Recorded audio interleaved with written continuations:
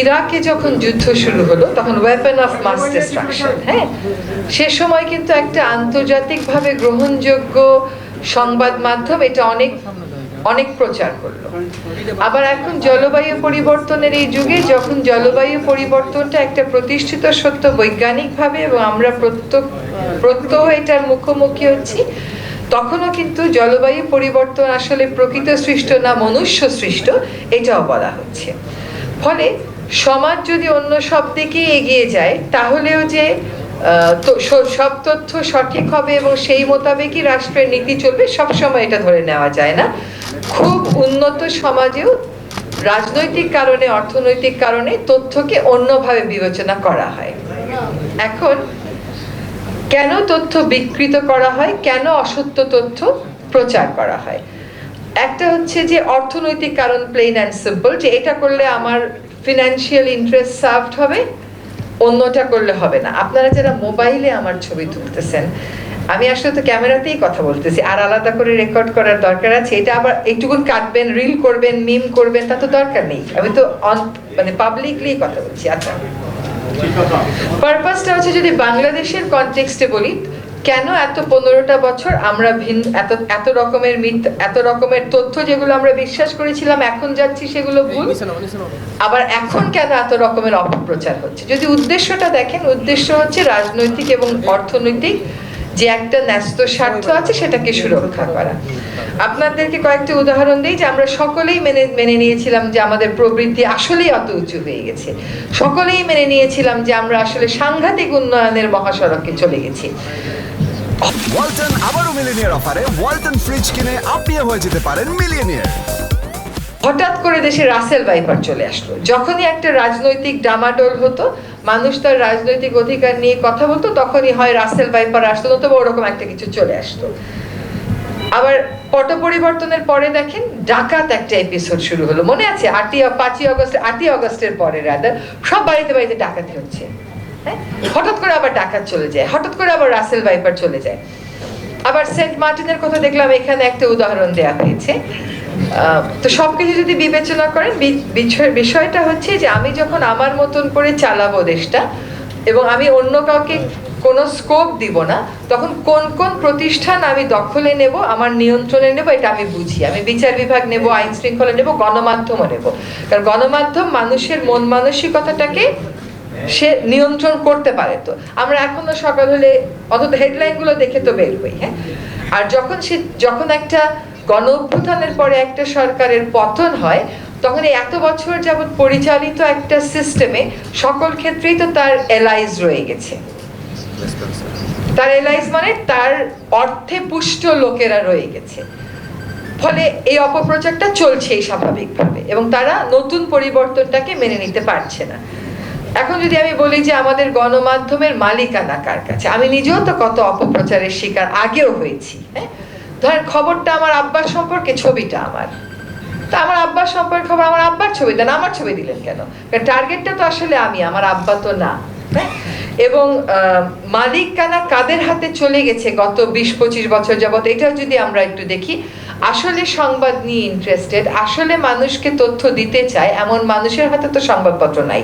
তার নিজের ব্যবসাটাকে টিকাতে, অন্যের ব্যবসাটাকে আহত করতে সে সংবাদপত্র খুলেছে, এবং সেখানে সংবাদপত্র না, তার টেলিভিশন আছে, এরকম সবকিছুই চলছে।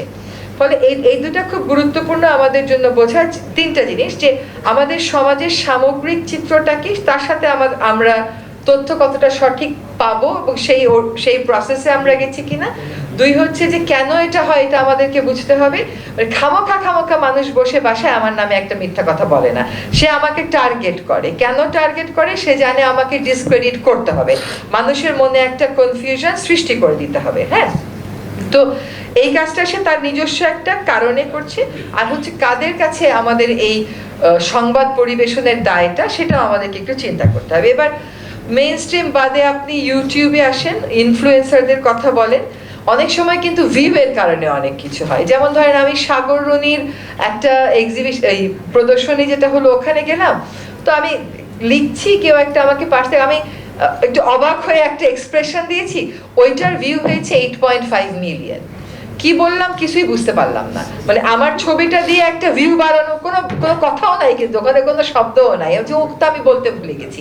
তো এটা ভিউ বাড়ানো, কিন্তু ভিউ বাড়ানোর কারণে এমন কিছু হেডিং দেওয়া হয় যে হেডিং গুলোতে আপনি পড়লে মনে হবে, হেডিং দেখলে মনে হবে সুনিত ভিতরে কি আছে, আসলে দেখবেন তেমন কিছু নাই। হ্যাঁ, যেমন আমার সম্পর্কে একটা হঠাৎ করে আসলো সাংঘাতিক সোনার খনি আবিষ্কৃত, আমি ভাবলাম তো দেখি তো সোনার খনি কোথায় কোথায় আছে, খুলতে গিয়ে দেখলাম যে কিভাবে কিভাবে আমি টাকা আদায় করতে পারি সেটা সম্পর্কে ভালোভাবেই কথাটা বলা হয়েছে। হেডিংটা কেউ অনেক সময় এরকম দিয়ে দেয়, ওটা অনেক বেশি অ্যাট্রাক্ট করার জন্য।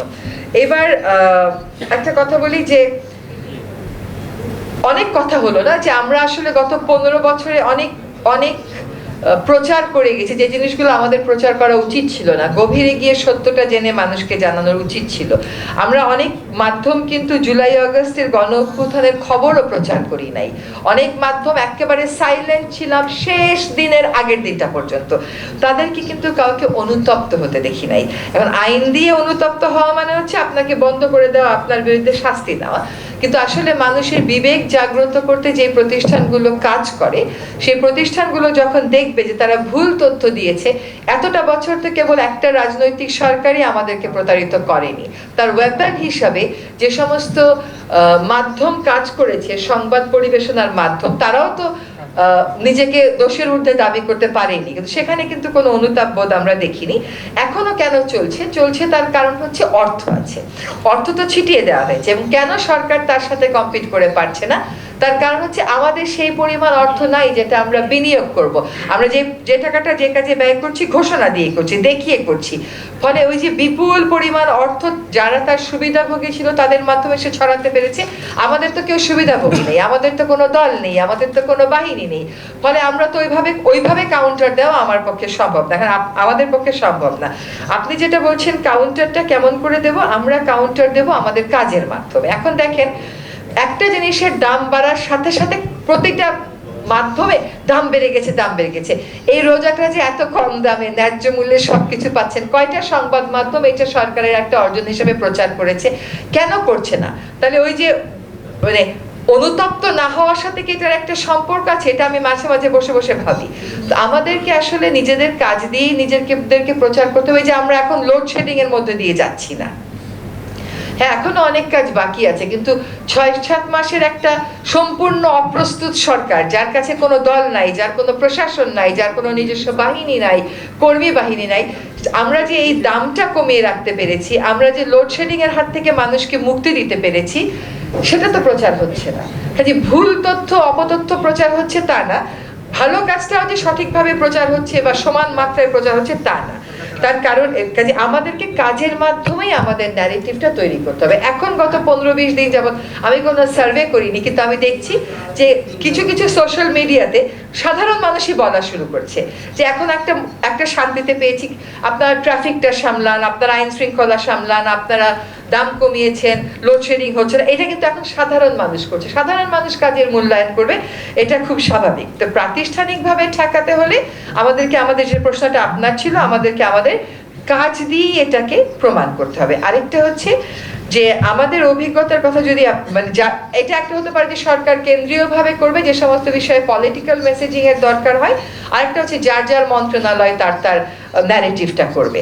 তো আই উড সে যে আমাদের দেশের বাইরে থেকে যে কেন এতগুলো কথা এই সরকার সম্পর্কে বলা হচ্ছে বা দেশের অবস্থা সম্পর্কে বলা হচ্ছে, এটাও অস্পষ্ট হবার তো কোনো কারণ নেই। কারণ একটা সরকার যখন একটা দেশে ফ্যাসিজম করতে থাকে, একটার পর একটা ইলেকশন সে স্টিল করতে থাকে, একটার পর একটা ইলেকশন সে ম্যানিপুলেট করতে থাকে, তার তো কোথাও না কোথাও বহির্বিশ্বে একটা সমর্থন ছিল।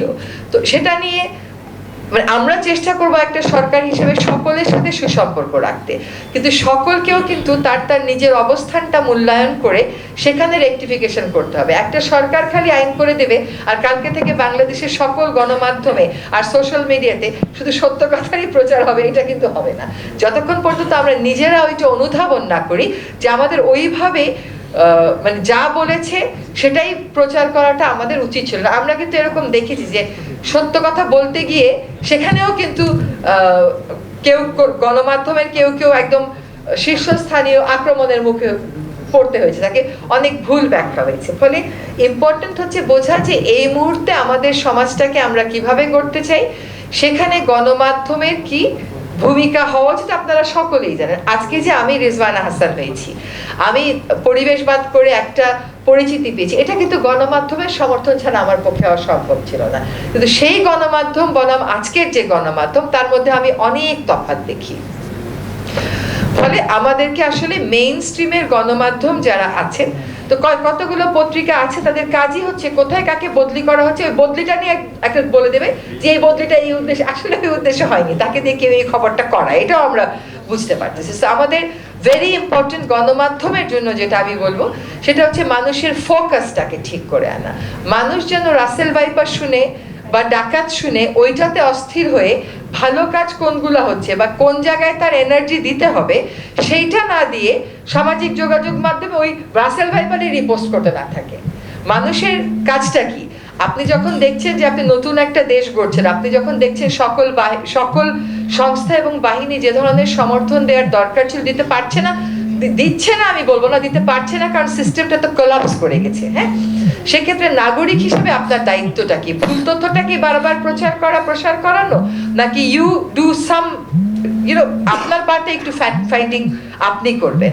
গণমাধ্যমের উচিত হবে সেরকম ভাবেই সংবাদ পরিবেশন করা, যেরকম ভাবে সংবাদ পরিবেশন করলে মানুষের ফোকাসটা, স্বৈরশাসক মানুষের মনোযোগটাকে স্প্লিট করে দিয়ে গেছে, যাতে সে এক জায়গায় বসে সুস্থভাবে চিন্তা করতে না পারে।